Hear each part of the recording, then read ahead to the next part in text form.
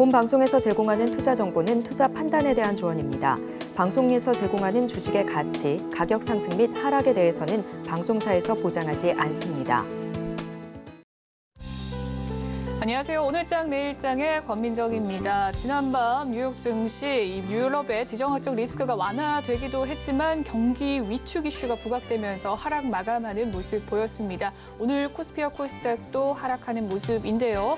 코스피는 개인과 기관이 쌍끌이 순매수를 보이고 있는 상황이지만 외국인의 강한 매도세가 나타나면서 하락폭 키워나가고 있는 상황이고요. 코스닥은 장 초반 개인이 외국인과 기관의 물량을 홀로 소화하면서 반등세도 나왔지만 마이크론 테크놀로지가 메모리칩 공급을 축소한다라고 밝히면서 악재가 적용되어 하락 전환하는 모습입니다.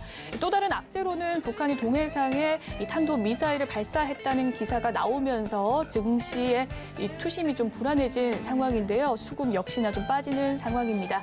악재가 좀 계속해서 겹치는 만큼 오장은 시장의 흐름을 관망하면서 투자의 대응 방법 전해드리도록 하겠습니다. 저희 방송 유튜브를 통해서도 시청하실 수 있는데요. 유튜브 검색창에 서울경제TV라고 검색해 주시면 실시간 방송 스트리밍 시청 가능하시니까요. 많은 관심 부탁드리겠습니다. 본 방송에서 제공해드리는 정보는 투자 판단을 위한 조언일 뿐 해당 주식의 가치와 수익률을 보장해드리진 않습니다. 그리고 서울경제TV와 서울경제신문은 당사의 브랜드입니다. 서울경제증권TV와 서울경제TV 손실복구팀과는 무관하며 기타 유사 명칭에 주의하시길 바라겠습니다. 11월 17일 목요일입니다. 오늘장 내일장 본격적으로 출발합니다.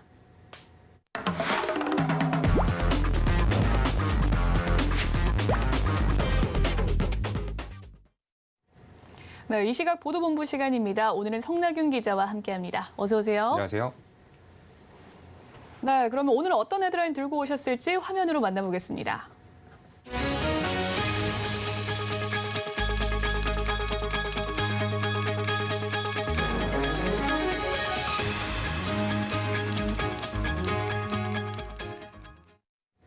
네, 오늘의 최대 이슈는 무함마드 빈 살만 사우디아라비아 왕세자의 방한 소식일 겁니다. 재계 총수들도 이 빈 살만 왕세자를 만난다고 하는데 관련된 내용 전해주시죠. 네, 알겠습니다. 오늘 이재용 삼성전자 회장이랑 정의선 현대차그룹 회장, 최태원 SK그룹 회장, 김동관 한화솔루션 부회장 등은 오후에 빈 살만 왕세자와 티타임을 겸한 회동을 할 예정인데요. 빈 살만 왕세자는 현재 총 사업비 5천억 달러 규모의 사우디 신도시 건설 프로젝트 네옴시티 사업을 주도하고 있어서 재계의 관심이 주목됩니다. 빈 살만 왕세자는 이번 방안을 통해 프로젝트 수주 기업을 폭넓게 물색하고 다양한 협력 방안을 모색할 전망인데요. 특히 이재용 회장이 빈 살만 왕세자와 개인적인 친분이 있는 만큼 이를 토대로 네옴시티 사업 수주에 적극적인 자세를 취할 것으로 보입니다. 삼성은 이미 삼성물산 현대건설 컨소시엄을 구성해서 네옴시티 더 라인 터널 공사를 수주한 바 있습니다. 정의선 회장은 미래항공 모빌리티 생태계 구축을 포함한 스마트시티 모빌리티 사업 등에 대한 협력 방안을, 최태원 회장은 친환경 에너지 부문에 대한 투자를 논의할 가능성이 커 보입니다. 김동관 부회장은 한화그룹의 역점 사업인 태양광과 도심항공 모빌리티 등의 분야에서 협력 가능성을 타진할 것으로 예상됩니다. 네, 그렇군요. 또 이재용 삼성전자 회장과 최태원 SK그룹 회장은 또 다른 중요한 일정이 있다고 하는데 어떤 내용입니까? 네, 이재용 회장과 최태원 회장은 이 페터르 베닝크 ASML 최고 경영자와도 만날 예정입니다. 오늘 정재계에 따르면 최 회장은 이날 오후 베닝크 CEO와 전격 회동하는데 이 자리에는 이 회장도 동석하는 것으로 확인됐습니다. 이 회장과 최 회장은 이날 마르크 리터 네덜란드 총리도 만나 반도체 공급망 관련 논의를 이어갈 것으로 확인됐습니다. 이번 만남은 최근 글로벌 기술 패권 경쟁이 격화되면서 반도체 핵심 장비와 부품 확보가 업계의 최우선 과제로 떠올랐기 때문에 추진된 것으로 풀이됩니다.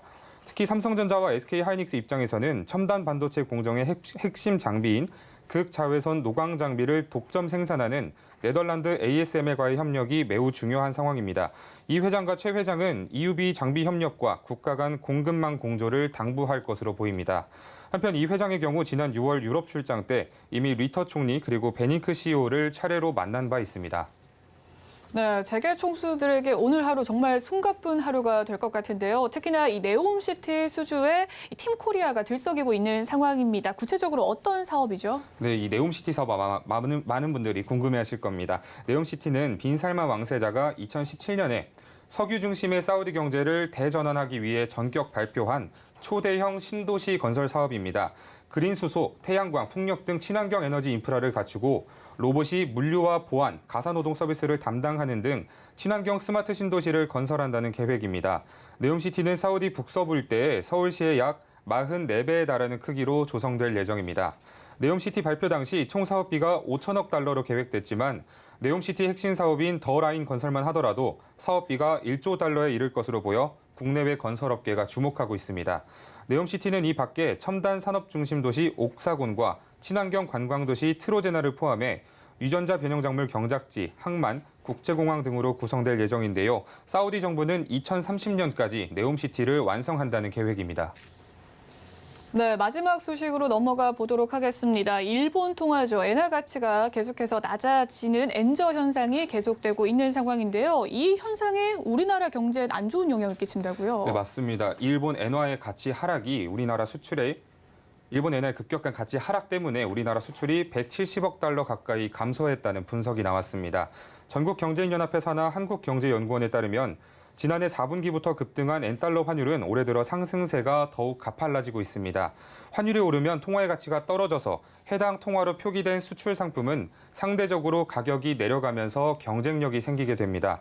한경연은 2005년 1분기부터 올해 3분기까지 엔달러 환율 변화가 우리나라 수출에 미치는 영향을 실증 분석한 결과 엔달러 환율 상승률이 1%포인트 오를 때마다 수출 가격은 0.41%포인트 떨어졌고 수출 물량도 0.2%포인트 감소하는 것으로 나타났다고 밝혔습니다. 네, 그러니까 이 엔달러 환율의 상승이 좀 엔화로 표기된 상품들의 이 가격을 좀 저렴하게 만들어서 일본 제품이 좀 경쟁력이 생기면서 우리나라 수출이 감소하는 거군요. 네, 맞습니다. 한경연은 올해 1에서 3분기까지 엔달러 환율 상승률이 17.9%인 것을 고려해 올해 9월까지의 한국 수출 감소액을 추산하면 총 168억 달러에 달한다고 분석했습니다. 이는 우리나라 1월에서 9월 누계 무역 적자인 288억 9천만 달러의 58.2%에 해당하는 규모인데요. 한경연은 한국과 수출 구조가 유사한지를 측정하는 수출 경합도가 일본이 69.2로 가장 높은 점을 언급하면서 초엔저 현상이 무역 수지를 악화하는 주요 원인이 될 수 있다고 지적했습니다. 추강호 한경연 경제정책실장은 초엔저 양상이 심화하면 우리나라를 비롯한 주요 수출국이 부정적 영향을 받게 된다면서 일본과 수출 경합도가 높은 품목에 대해 연구개발 등 지원을 강화해야 한다고 말했습니다. 네, 이 시각 보도본부 오늘은 여기까지 말씀 듣도록 하겠습니다. 성명윤 기자와 이야기 나눠봤습니다. 말씀 고맙습니다. 감사합니다. 네, 이 시각 증시 시황 브리핑 해드리고 서울경제TV 특징주 소개해드리는 이 시각 시황 브리핑 시간입니다. 김혜영 캐스터가 준비하고 있습니다. 안녕하십니까. 캐스터 김혜연입니다. 전일 미증시는 3대 지수가 모두 하락 마감을 보이게 되었습니다. 타겟의 어닝 쇼크로 이 소매주들이 약세를 보인 가운데 10월에 소매 판매가 호조를 보이게 되면서 연준의 이 공격적인 금리 인상 가능성도 다시 한번 커졌다라는 풀이들이 나오고 있습니다. 그리고 오늘 우리 국내 증시는 1시간 늦은 출발을 했죠. 개장 이후에는 계속해서 하락세를 유지하고 있는 모습입니다. 네, 그럼 자세한 이 시각 지수 상황부터 살펴보도록 하겠습니다. 코스피 지수가 현재 1.23% 내린 2,446포인트대에서 거래되고 있습니다. 오늘 코스피 시장에서는 반도체나 자동차, 화학주 같은 경기 민감주를 위주로 약세를 보이고 있고요. 이어서 코스닥 지수도 확인해 보시죠. 네, 코스닥 지수도 마찬가지로 하락세를 유지하고 있는 모습입니다. 현재도 1%대 하락세를 보이고 있고요. 735포인트대에서 거래되고 있습니다. 오늘 코스닥 시장에서는 게임이나 엔터주들은 강세를 보이고 있고요. 네옴시티 관련주들도 오늘은 강한 모습을 보여주고 있습니다. 네, 이어서 수급도 확인해 보시죠. 외국인들이 하루 만에 매도 전환을 했고요. 기관도 장중에 매도 전환을 하게 되면서 양 매도세가 들어오고 있습니다. 기관이 155억 원, 외국인이 현재 3,557억 원 매도세를 보이고 있습니다. 이어서 코스닥의 수급도 확인해 보시죠. 외국인과 기관의 양 매도가 2거래일 연속 이어지고 있습니다. 매도폭도 장중에 계속해서 확대를 하고 있는 모습인데요. 기관이 703억 원, 외국인은 986억 원 매도 우위를 보이고 있습니다. 네, 이어서 오늘장 상승하는 업종 테마 살펴보겠습니다. 네, 게임주들이 견조한 상승세를 보여주고 있습니다. 국제 게임 전시회인 지스타 2022가 개막을 한 가운데 여러 게임주들이 오늘장 견조한 모습을 보이고 있는데요. 게임 대장주 중에 또 하나인 크래프트 스플래툰 역시나 4거래일 만에 반등세를 보여주고 있습니다. 신작인 칼리스토 프로토콜의 기대감이 커지게 되면서 반등이 나타나고 있다는 분석들이 나와주고 있고요. 여기에 또 게임주들에게 보탬이 될 만한 소식이 하나 나왔습니다. 중국 관영 매체에서 게임 산업 육성의 필요성을 강조하는 논평이 나오게 되면서 규제 완화에 대한 기대감이 커졌다라는 분석들도 나오고 있습니다. 판호 발급으로까지 이어질 수 있을지는 아직 미지수이지만 전일 중화권 증시에서도 게임주들이 반등을 보인 만큼 오늘 우리 국내 증시에서도 훈풍이 이어지고 있는 모습입니다. 현재 넵튠이 4%대 강세를 보여주고 있고요. NC소프트 그리고 대부시스터즈도 모두 1%대 오름세를 기록해주고 있습니다. 네, 이어서 하락하는 업종 테마도 살펴보겠습니다. 반도체주들이 쉬어가는 모습입니다. 간밤 미증시에서 이 반도체주들이 낙폭을 보이게 되면서 우리 국내 증시에서도 영향이 이어지고 있는 모습인데요. 경기 둔화에 대한 우려가 부각이 되면서 전일 필라델피아 반도체 지수도 4%대 낙폭이 나타났죠. 이 마이크론 테크놀로지의 메모리 칩 공급을 축소한다. 그리고 지출 계획도 추가로 줄이겠다라고 이야기를 하게 되면서 이 투자 심리가 위축이 됐다라는 분석들이 나오고 있습니다. 특히나 이 SK하이닉스 같은 경우에는 장중에 10% 가까운 하락폭을 보이기도 했죠. 현재는 3.72% 내린 88,100원에서 거래가 되고 있고요. 삼성전자도 2%대, 첨보는 5%가 넘는 하락폭을 보이고 있습니다. 네, 이어서 증시 탑10 확인해 보겠습니다. 네, 삼성전자와 SK하이닉스 두 종목 모두 오늘장 힘을 내기 어려운 상황이죠. 전일 미증시에서 주요 반도체주들이 하락을 보이게 되면서 오늘자 영향을 받고 있고요. 전일 네이버와 카카오가 내년도부터는 성장성을 보이고 반등에 나설 수 있을 것이란 긍정적인 전망이 나왔지만 오늘장에서 주가의 흐름은 엇갈리고 있습니다. 카카오만이 오름세를 기록해주고 있는 모습이고요. 이어서 서울경제가 뽑은 특징주도 확인해 보시죠. 비피도는 무함마드 빈 살만 왕세자의 방한으로 사우디 정부, 기관, 기업들과 다양한 계약을 맺은 기업들의 주가가 줄줄이 상승을 보이고 있습니다. 비피도도 합의서를 체결해서 프로바이오틱스 생산과 산업용 피팅 밸브 생산에 협력을 하기로 했다라는 소식 전해지면서 급등세 보여지고 있고요. 신라제는 코스닥 150 지수 편입의 급등세를 보여주고 있습니다. SY도 네옴시티 기대감에 오늘장 강한 시세를 분출해주고 있습니다. 네, 그럼 먼저 대한금속부터 살펴보도록 하겠습니다. 네, 대한금속이 지난 11일 영풍재지의 새 주인이 됐습니다. 대한금속이 이번 3분기 호실적을 발표하게 되면서 대한금속 그리고 영풍재지 모두 오늘장 주가 오름세 기록해주고 있고요. 현재도 2%대 강세를 보여주고 있습니다. 이어서 살펴볼 종목으로는 네오크레마가 있습니다. 세계적인 배양육 전문 회사인 미국 업사이드 푸드가 배양육 최초로 미국 FDA로부터 긍정적인 서한을 받게 되면서 최종 승인에 한 발 다가갔다라는 소식 전해지면서 관련주로 묶이고 있죠. 현재 4%대 오름세 기록해주고 있고요. 9,550원에서 거래되고 있습니다. 네, 마지막으로 알루코 살펴보도록 하겠습니다. 알루미늄 차체 독점 공급 계약을 맺은 이 현대로템이 사우디 철도청에서 추진하는 2조 5천억 원 규모의 고속철 구매 사업 협력에 나선다라는 소식이 호재로 적용하면서 관련주로 묶이고 있습니다. 현재도 21%대 급등세를 보이고 있습니다. 네, 지금까지 증시 탑10 확인해봤습니다.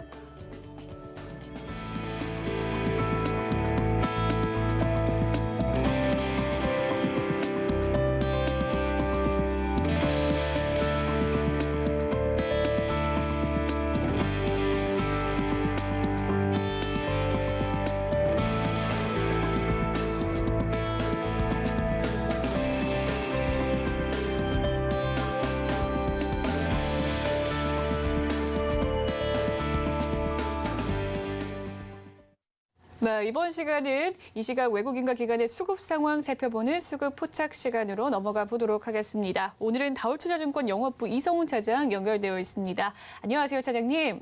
네, 안녕하십니까? 네, 수급 상황 살펴보고 왔습니다. 종목별 흐름은 어떻습니까? 종목을 봤을 때 겹치는 종목이 오늘 좀 많은 현재 상황이라고 볼 수 있겠고요. 특히 이제 외국인과 기관이 동반 순매수 1위가 바로 이제 SM입니다. 우선 3분기 실적 발표 이후에 SM에 대한 시장에서의 평가가 좀 많이 달라진 모습 나타내주고 있고요.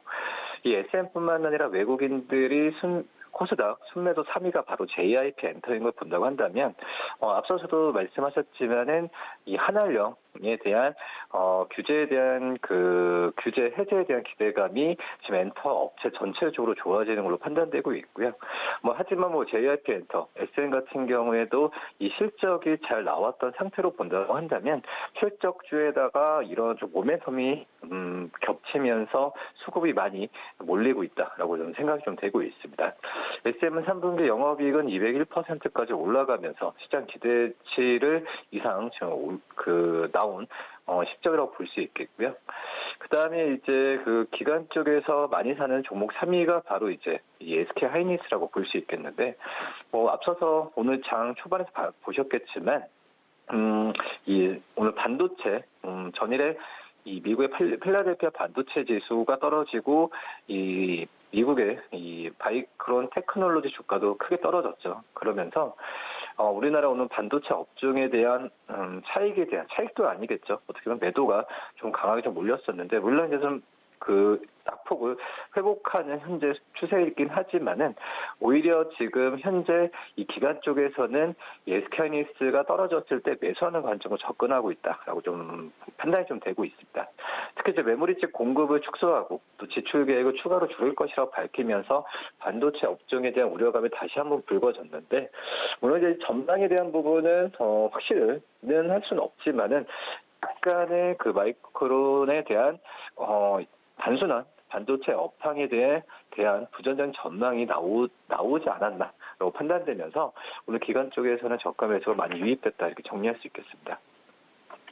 네, 종목별 흐름에 대해서 살펴봐 주셨습니다. 그렇다면 차장님께서 포착한 특징주는 어떤 종목일까요? 지금 본다고 하면은 이제 기관 쪽에서 순매수 4위죠. 바로 이제 스튜디오 드래곤이라고 좀 볼 수 있겠는데, 3분기 매출액도 굉장히 많이 증가했죠. 2,289억.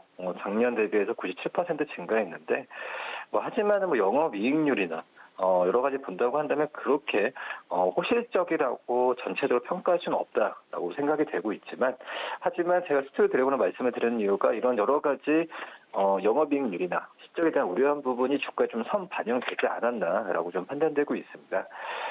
특히 이제 이 3분기 때는 해외 쪽, 그리고 그 텐트폴 어떤 그 시리즈 때문에 제작비가 많이 들어갔더라고요. 판단이 되고 있고요. 우선 올해 판매 매출 전년 대비해서 성장은 하겠지만은 이 마진 부분 같은 경우는 올해보다는 내년에 더 나올 가능성이 있지 않을까라고 좀 생각이 되고 있습니다. 지금 이제 더 빅도 프라이즈죠. 이 해외 쪽을 겨냥한 해외양 제작이라고 볼 수 있겠는데, 이 부분이 좀 잘 되면은 시즌 3, 시리즈물로 가게 된다고 한다면 마진이 계속 남을 가능성이 크지 않을까라고 좀 생각이 되고 있고요. 또 이제 신규 납품한 플랫폼향의 작품 수익성은 다소 아쉬웠지만, 후속 작품들도 정상화가 지금 예상이 되고 있기 때문에 스튜디오 드래곤의 어떤 3분 시적 발표가 어떤 주가에 영향을 미친다는 것보다도 발표 자체가 끝난 것 자체가 이벤트 소멸 관점에서는 주가를 더욱더 가볍게 할 가능성도 있지 않을까라고 좀 생각이 되고 있습니다. 특히 내년에는 작품 수익성 개선에 대한 기대감이 나와지고 있는 상태이기 때문에 한번 매수 관점 들어가도 괜찮다라고 생각되고요. 매수가는 69,000원, 목표가는 75,000원, 손절가는 62,000원 말씀드립니다. 네, 오늘 이성훈 차장님께서 포착한 특징주 스튜디오 드래곤이었고요. 목표가 75,000원까지 제시를 해주셨네요. 여기까지 이야기 듣도록 하겠습니다. 지금까지 다울투자증권 영업부 이성훈 차장과 함께했습니다. 말씀 잘 들었습니다. 네, 감사합니다. 네, 오늘 시장을 주도하는 업종과 이슈에 대해서 심층 분석해보는 마켓 로드맵 시간으로 넘어가 보도록 하겠습니다. 오늘은 바로자산운용의 윤정식 이사님 연결되어 있습니다. 만나보도록 할게요. 안녕하세요, 이사님. 네, 안녕하세요. 네, 코스피 200과 이 코스닥 150의 구성 종목 정기 변경이 확정이 됐습니다. 주목할 점은 2년 5개월 만에 거래 정지가 해제된 신라젠의 이 편입 소식이었었는데요. 이번 구성 종목의 정기 변경과 종목별 편출입 소식에서 주목한 부분이 있다면 어떤 부분이었을까요? 네, 우선 이 정기 변경 시즌이 되면 이 종목들에 대한 수급적인 변화가 조금씩 일어나죠. 좀 점진적으로 일어나는 경우들이 좀 많고 사실은 급격하게 일어나는 가능성은 좀 낮습니다. 근데 우선적으로는 코스피 200에서는 한 종목만 교체가 됩니다. 편입이 롯데제과 그리고 편출은 삼양홀딩스고요. 뭐 큰 이 주가의 변동이 일어나기보다는 이렇게 좀 변동이 된다 정도로만 우선 코스피 200에서 보시면 될 것 같고요. 좀 전에 말씀 주셨던 대로 코스닥에서 코스닥 150 여기에 이제 신라젠이 뭐 시장의 핫 이슈였죠. 신라젠이 포함이 됐습니다. 신라젠 같은 경우는 사실은 약점이 많았죠. 거래 정지 기간이 좀 길었었고 시가총액은 큰데 사실 약점이 좀 많았었는데 그럼에도 불구하고 이번에 편입이 되는 이 모습을 보여줬는데요. 이 주가의 변동이 오늘 좀 상당히 좀 컸습니다. 신라젠 같은 경우는 오늘 고가가 1,800원, 그러니까 상승폭이 19.34%로 상승 19.34%까지 상승을 했었고 장중에 뭐 시가 같은 경우가 저가였는데 2.21% 상승으로 시작을 했는데요. 지금 이 상승폭이 사실 좀 많이 줄어들어서 이제 7.85% 상승으로 이 상승을 나타내고 있고 매물 뭐 조금씩 나오면서 상승폭은 조금씩은 줄어들어 가고 있는 그런 모습입니다. 시가총액 여전히 상당히 좀 큰 상황이고 1조 원 정도의 시가총액을 기록을 하고 있기 때문에 지수에 어느 정도 코스닥 지수에는 신라젠 영향을 오늘 좀 주는 그런 모습이 있었고요.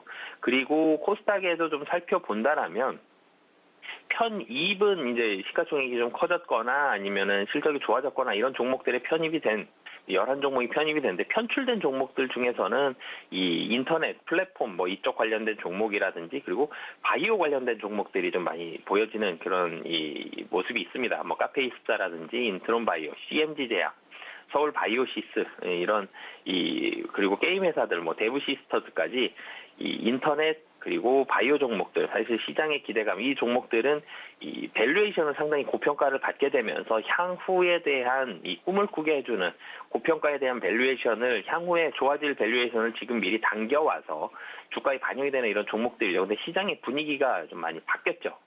시장이 실적이 잘 나오는 종목들 위주로 조금은 보수적으로 바뀌면서 이런 종목들도 주가가 좀 대체적으로 좀 하락하는 모습들이 있었고 그리고 이 시장에서도 이 비중이 조금씩 줄어드는 모습들이 나오면서 이번에 편출되는 이런 특징을 이번에 좀 보여줬다라고 보시면 되겠습니다. 네, 코스피 200과 코스닥 150의 종목이 좀 구성 변경이 되었습니다. 이에 따른 편출입 종목에 대해서 좀 살펴봤는데요. 먼저 코스피 200은 롯데제과가 편입이 되었고 또 코스닥에서는 편출된 종목들이 좀 향후 밸류에이션이 기대가 되는 꿈을 먹는 종목들이 좀 편출이 되었다라는 이야기 해주셨습니다. 편입된 종목의 경우에는요, 이 향후 패시브 펀드 자금 유입은 좀 기대가 되는 상황이지만 또 동시에 공매도가 가능해집니다. 특히나 지난달의 경우에는 코스피 200 종목에 대한 거래량 대비 공매도의 비율이 2019년 이후 최고치라는 분석도 나왔는데요. 이런 분석에서 투자자들이 유념해야 될 포인트가 있다면 어떤 것들이 있을까요? 우선 공매도라는 부분에 있어서 국내 이 대형주들도 그렇고요. 상당히 좀 취약한 모습을 많이 보여주고 있죠. 대표적으로 셀트리온이 이전에 외국인들 그리고 기관들의 이런 공매도 이 집중 공격 대상이 되면서 주가가 상당히 좀 많이 떨어지는 그런 모습들을 보여줬습니다. 그렇기 때문에 국내에서는 이 공매도, 사실은 공매도를 막을 이유가 없죠. 공매도라는 게 향후에 안 좋아질 회사들에 대해서 주가를 미리 선 반영을 할 수 있는 그런 이 순기능도 분명히 좀 가지고 있는데 이게 좀 악용이 되는 부분들이 있었는데요.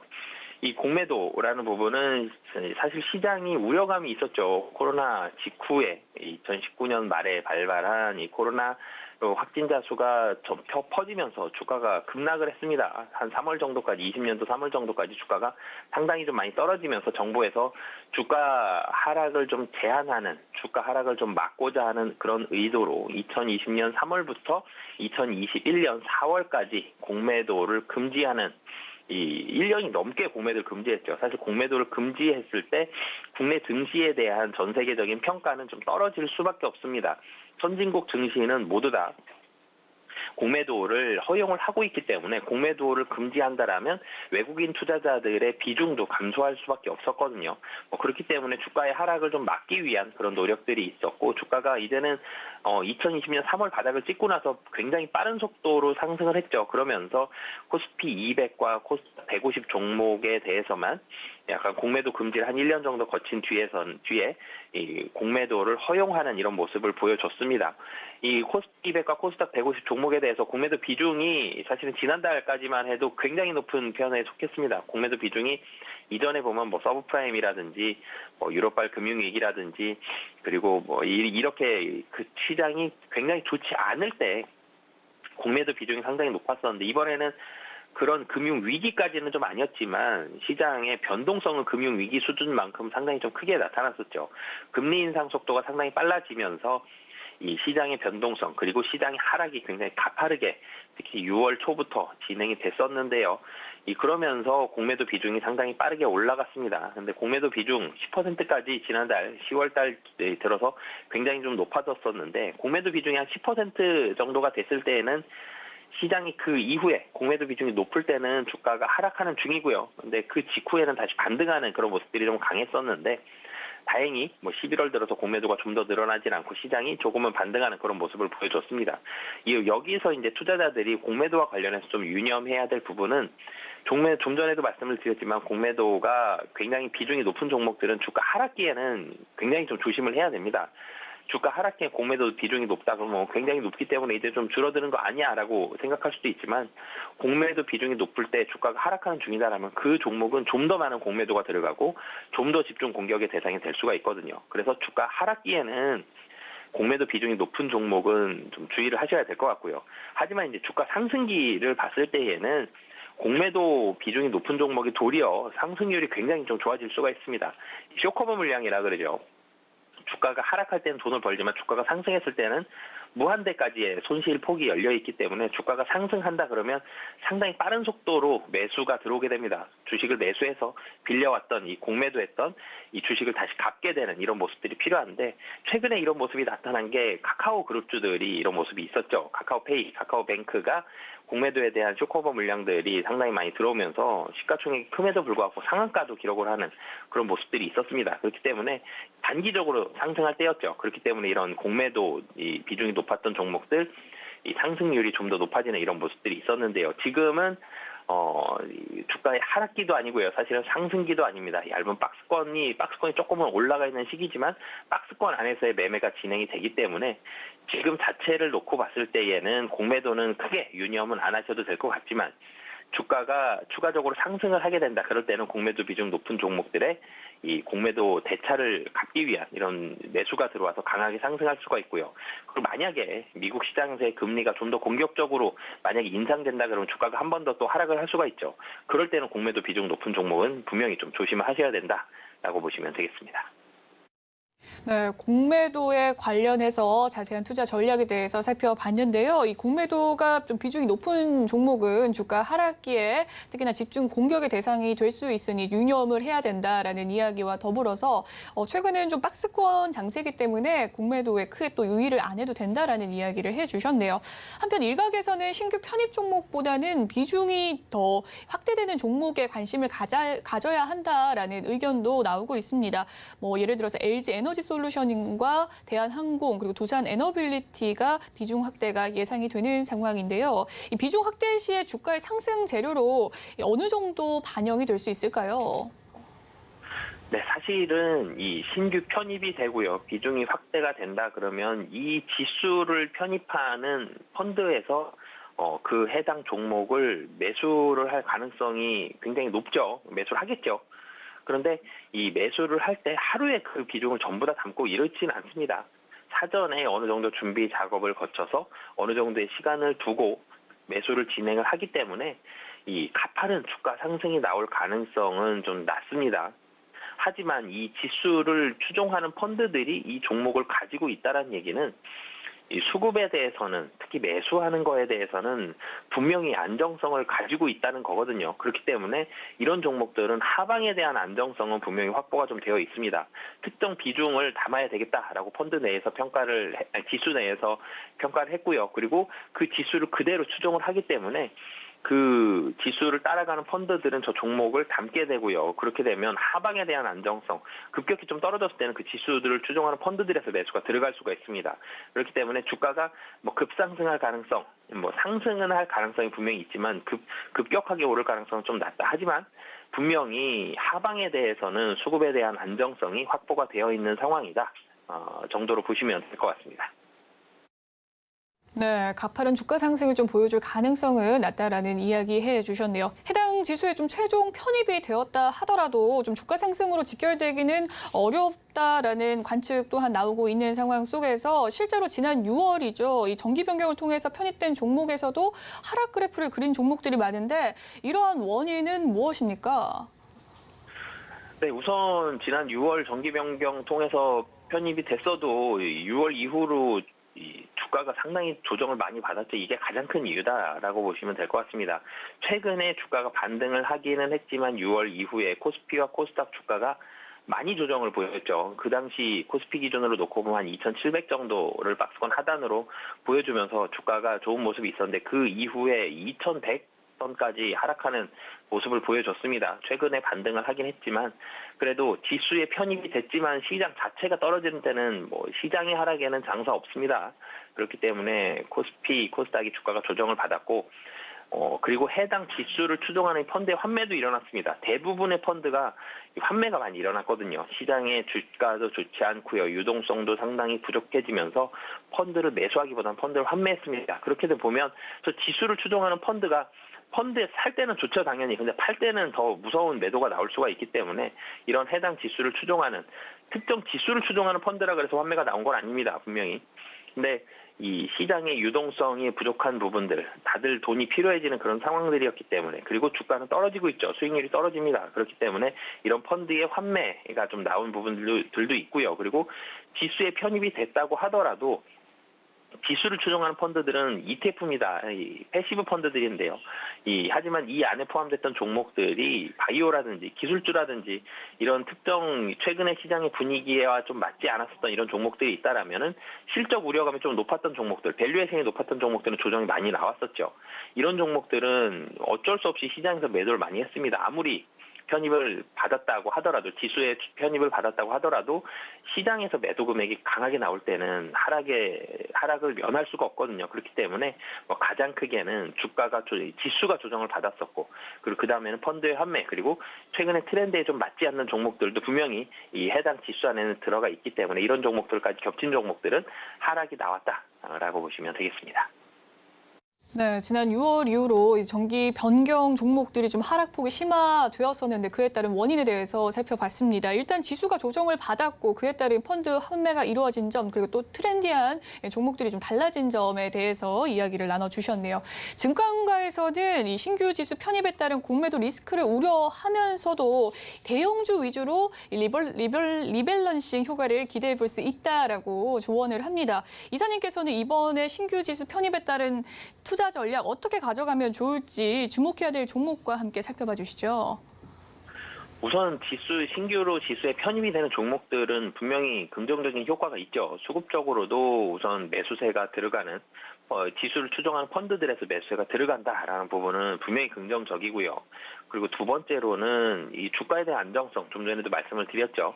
이 종목을 사는 펀드들이 많아집니다. 네, 당연히 이 지수를 추종하는 펀드들이 많기 때문에 그렇기 때문에 주가에 대한 안정성은 높습니다. 하지만 신규 편입 종목들 아까도 말씀드렸죠. 주가가 급격히 상승할 가능성은 좀 낮다라는 말씀을 드렸기 때문에 주가의 상승을 보고 사기보다는 좀 안정성 면에 좀 더 포커스를 맞추셨으면 좋겠고요. 하지만 이 편출 종목은 좀 조심을 해야 됩니다. 편출 종목에 대해서는 좀 빠른 속도로 펀드에서 좀 매도를 하는 경향들이 좀 많거든요. 주가 하락 리스크, 이 공매도 리스크 이런 부분들은 분명히 나올 수 있기 때문에 편입 종목은 안정성, 편출 종목에 대해서는 하락 리스크를 좀 고민을 해봐야 된다라고 보시면 되겠고요. 이번에 편입되는 종목 중에서는 뭐 대표적으로 좀 인탑스 좀 말씀을 드리고 싶은데요. 인탑스 같은 경우는 이전에는 부품주의 성격이 좀 강했었는데 이제는 좀 신사업 쪽에 대한 기대감들이 좀 많다라고 보시면 되겠습니다. 우선 이 3분기 실적은 시장 기대치보다는 조금 더 상회하는 이런 실적을 기여를 했고요. 그리고 진단키트 사실 실적이 좀 많았었는데 진단키트 실적은 사실은 줄어들고 있습니다. 1분기, 2분기, 3분기 가면서 계속적으로 진단키트 부분은 감소를 하고 있는데 시장이 기대하는 부분은 이 부분이 아니죠. 의료용 로봇 생산에 대한 기대감들이 계속적으로 좀 올라가고 있습니다. 이 부분에 대한 신사업 모멘텀, 이 로봇 EMS라 그러죠. 이런 부분들에 대한 신사업 모멘텀을 가지고 있기 때문에 뭐 편입되는 부분들도 그렇고요. 신사업에 대한 기대감 충분한 상황이다라고 보시면 되겠습니다. 네, 이 코스피와 이 코스닥 정기 변경에 따른 투자 전략에 대해서 이야기를 해주셨는데요. 일단 안정성 기반의 종목에 대한 투자를 권유를 해주셨고 그에 따른 탑픽 종목 임탑스 제시해 주셨습니다. 지금까지 바로자산운용의 윤정식 이사와 함께했습니다. 말씀 잘 들었습니다. 네, 감사합니다.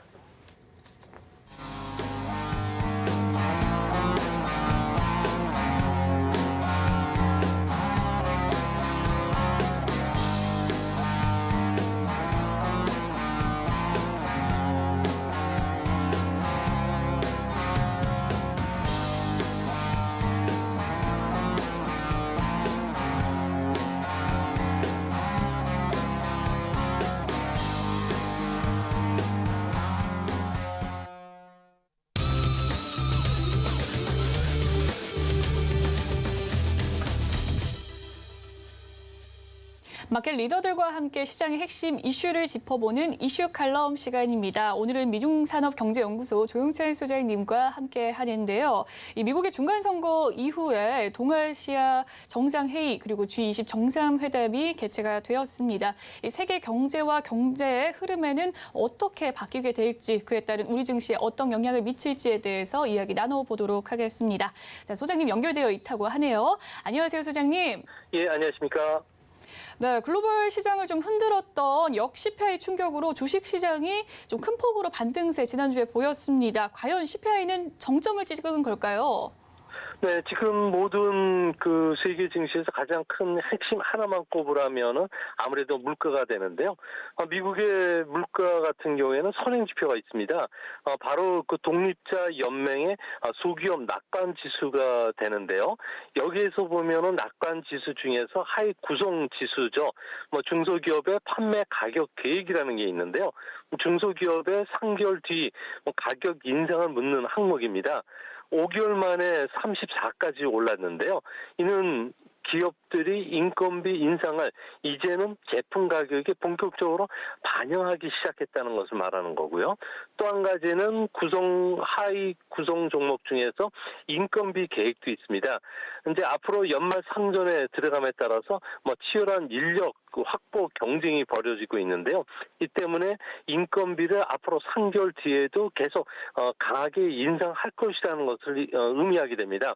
뭐 결국 뭐 금리 인상 속도나 최종 정책 금리 도달 시점은 뭐 고용이라든지 물가 지표가 좌우할 수밖에 없는데 앞으로는 임금 인상이 서비스 섹터 쪽에 그 물가 상승 압력이 상당히 거칠어진다는 점에서 한두 달 정도는 그 현재 물가는 떨어지지 않고 고지대 그 전이 형성될 가능성이 높지 않나 이렇게 보여집니다. 네, 앞으로 한두 달간은 임금 인상이 좀 거칠어질 수 있어서 물가 상승이 좀 예견이 된다라는 이야기를 해주셨는데 앞서 말씀을 해주신 대로 계절적 요인으로 이 물가 상승은 앞으로 몇 달간은 계속 되겠지만요. 10월에 CPI가 전년 대비 7.7%로 꺾였다는 건 좀 영준의 공격적인 금리 인상이 어느 정도 소기의 목적을 좀 달성했다고 봐도 무방할까요? 네, 내년 말까지 인플레이션 압력이 계속되는지를 여부를 보려면은 은행의 대출 태도가 상당히 중요한데요. 현재는 중고차 가격은 꺾였고요. 그리고 집세를 보더라도 뉴욕시 같은 경우에는 오피스 공실률이 3분기보다 40bp 정도 더 올랐습니다. 무려 공실률이 21.9까지 올라왔고요.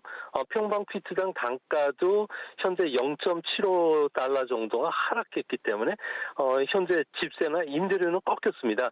이제 앞으로 기업들 입장에서는 대출이 어떻게 되느냐가 중요한데 은행들 같은 경우에는 대기업에 대한 상업 대출 담당자들의 설문조사를 해봤더니 연준의 그 금리 인상에 따른 금리 역전이 대출 의욕을 좀 꺾고 있는 것으로 나옵니다. 이를 이제 지표로 보니까 대기업 대상 은행 대출 태도 같은 경우에는 플러스 24.2까지 올라왔는데요. 이는 리먼 쇼크 이후에 가장 엄격한 대출 규제를 하고 있다는 것을 보여줍니다. 기업도 투자를 좀 자제하는 상황에서 하이힐드 회사채 수익률도 이제 꺾였는데요. 이는 중소기업을 중심으로 해서 대규모 인력 감소와 같은 구조조정을 착수한다는 거기 때문에 앞으로 노동시장이 조금씩 경색이 되면서 인플레이션 압력은 내년 하반기로 들어갈수록 뚜렷하게 꺾일 것으로 보여집니다. 네, 연준의 금리 인상이 기업의 대출 의사를 좀 꺾게 한다라는 이야기 속에서 앞으로 좀 인플레이션에 대해서 이야기를 해주셨습니다. 또한 또 중국의 물가 하락에 대한 이야기를 해볼게요. 중국의 물가 하락이 미국에는 좀 어떤 영향을 끼치게 되나요? 네, 10월달 중국의 생산자 물가 지수 같은 경우에는 마이너스 1.3으로 2년 만에 마이너스로 돌아섰는데요. 이는 제로 코로나 정책에 따른 기업들의 생산 활동도 위축이 되고 있고요. 또 부동산 불황이 2년째로 접어들면서 원재료, 중간재, 자본재가 모두 지금 하락하고 있다는 겁니다. 생산자 물가 지수는 시차를 두고서 소비자 물가 지수에 영향을 주기 때문에 중국 같은 경우에는 글로벌 경제와 달리 세계 경기 침체 속에서도 물가 하락이나 디플레이션 징후가 앞으로 뚜렷하게 나타날 것으로 보여지고요. 특히 부동산 시장 같은 경우에는 신규 주택 가격이 4개월 연속 마이너스를 보여왔듯이 디플레이션이 현재 부동산 시장부터 지금 나타나고 있는 그런 모습입니다. 이는 다르게 해석을 해주면 중국의 명목 GDP가 세계 18% 차지하고요. 또 세계 공장이라는 측면에서 중국의 물가 하락 압력은 미국의 제품 가격을 떨어뜨릴 수밖에 없는데요. 이렇게 되면은 이제 중국발 상품 가격 하락뿐만 아니라 내년도에는 올해 물가가 급등했던 따른 기저 효과로 인플레이션 하락 압력이 세계적으로도 그 공이 똑같이 받지 않나 이렇게 보여집니다. 네, 중국 물가 하락에 따른 미국 경제의 영향에 대해서 살펴봤습니다. 일단은 중국 경제가 디플레이션이 감지되고 있는 상황 속에서 미국의 제품 가격이 좀 하락을 하게 될 텐데 이 향후에 인플레이션 하방 압력이 또 거세질 것이다라는 이야기 해주셨습니다. 중국과 세계 경제에 좀 큰 타격을 주었던 중국의 제로 코로나 정책이 있었는데요. 이 제로 코로나 정책이 수정 가능성에 있다라는 보도가 나오면서 좀 귀추가 주목되고 있는 상황입니다. 경제 활동이 정상화되면 세계 물가 압력을 낮추는 데 도움이 될 수 있을까요?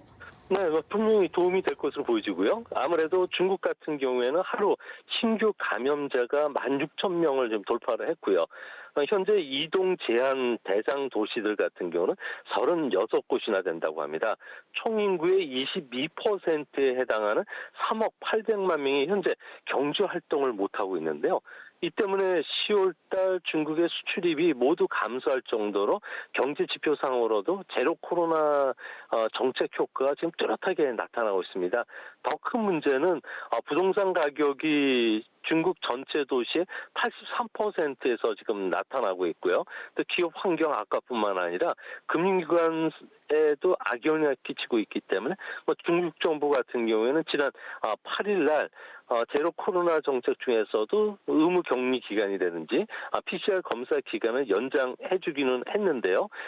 문제는 앞으로 제로 코로나 정책과 관련된 여러 가지 조치들이 나오고 또 여기에 이틀 전에는 중국 정부가 아파트 개발 증발 대출과 관련해서 뭐 기간을 1년 연장시켜준다든지 모기지 금리 인하, 회사세 발행을 50조 원 정도 확대시켜주기로 했습니다. 이제 많은 그 정책들이 하나둘씩 바뀌고 있기 때문에 뭐 구리와 금의 상대 가격 같은 경우는 지금 반등을 하고 있는데요. 구리와 금의 상대 가격은 글로벌 제조업 PMI와도 상당한 그 높은 상관관계를 갖고 있기 때문에 앞으로 세계적인 그 생산 활동 여부는 중국의 그 생산 활동이 좀 활발해지면은 아무래도 이런 부분들이 세계 경기를 내년 하반기 이후부터는 좀 회복시킬 수 있는 그런 반등의 모멘텀도 찾아올 것으로 보여집니다. 네, 결국 글로벌 이 생산 활동 여부는 중국의 이 제로 코로나 정책 완화에 따른 그리고 중국의 생산 활동에 좀 달려 있다라는 이야기를 해주셨습니다. 이번에는 미국의 중간 선거 이야기를 해보도록 할게요. 미국 중간 선거에 뭐 블루 웨이브도 또 트리플 블루도 실현되지 못하는 상황이 나왔는데 정당 간의 갈등이 좀 깊어진 상황입니다. 경기 침체나 스태그플레이션에 대한 통제를 할 수 없게 된다라는 것이 아닐까요? 네, 최근 미국의 컨설팅 회사죠. KPMG 같은 경우에는 대기업 CEO를 대상으로 해서 조사를 했더니 91%가 앞으로 1년 이내 경기 후퇴가 시작될 것이라고들 예상을 하고 있었습니다. 뭐 대표적으로 JP 모건의 CEO 제이미 다이먼 그리고 골드만삭스의 CEO죠. 데이비드 솔로몬 같은 경우에도 뭐 경기 후퇴를 주장하고 주가도 지금보다 더 하락할 것이라고 보고 있는데요. 모두 심각한 경기 후퇴가 일어날 확률은 30%, 이것보다 더 심한 사태도 30% 된다고 경고할 정도인데요. 하지만 미국의 대부분 전문가들 같은 경우에는 아직 경기 침체가 시작되지는 않았지만 2023년에 시작될 수 있다고 보고 있습니다. 다행스럽게 경기 침체가 그다지 심각하지 않을 것으로 보고 있는데요.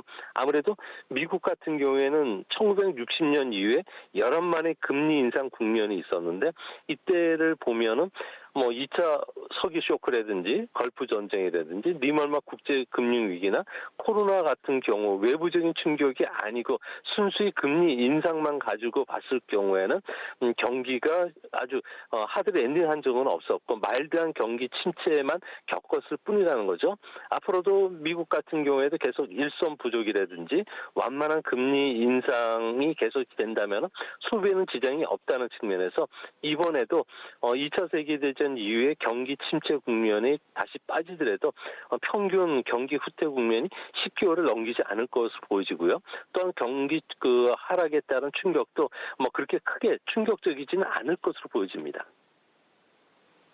네, 그렇군요. 이 경기 침체 국면에 좀 빠지게 되더라도 경기 하락에 따른 큰 충격은 예상이 없다라는 이야기를 해주셨습니다. 역CPI 충격 속에서 지난주 증시 반등을 했는데 이 역CPI 충격 속에서 다시 주식시장으로 자금이 유입이 되는 호재로 작용되지는 않을까요?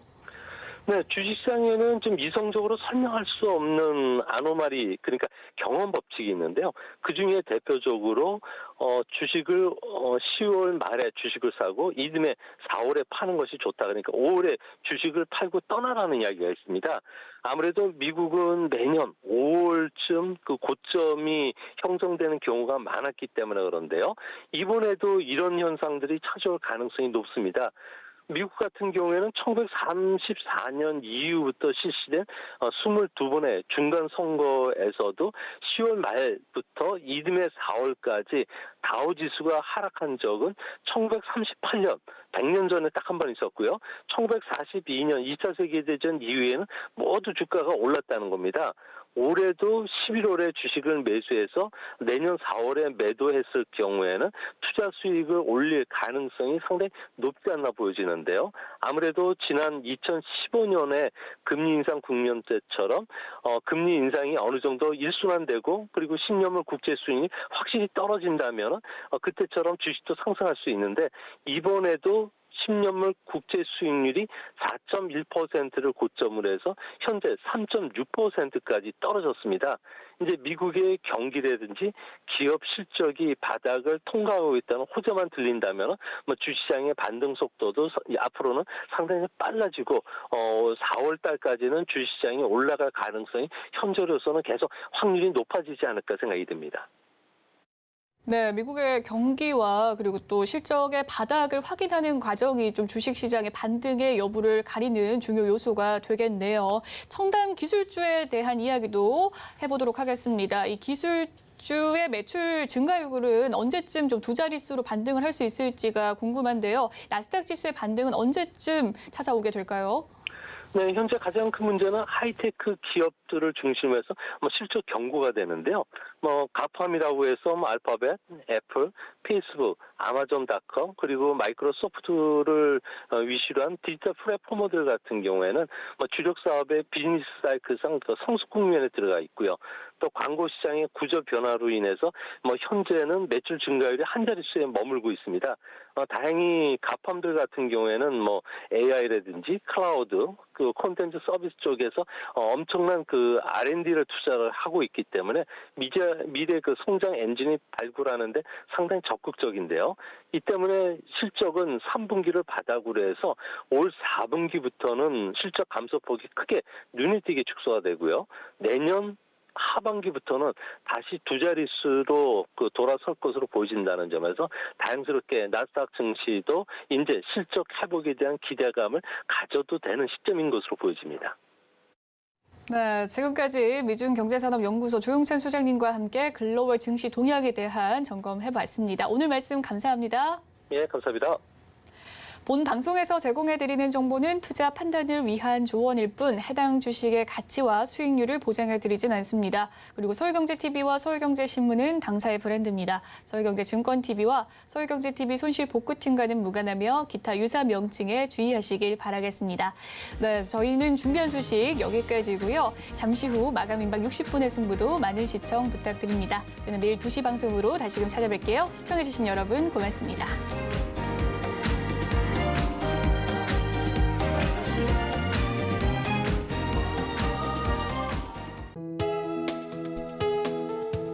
본 방송에서 제공하는 투자 정보는 투자 판단에 대한 조언입니다. 방송에서 제공하는 주식의 가치, 가격 상승 및 하락에 대해서는 방송사에서 보장하지 않습니다.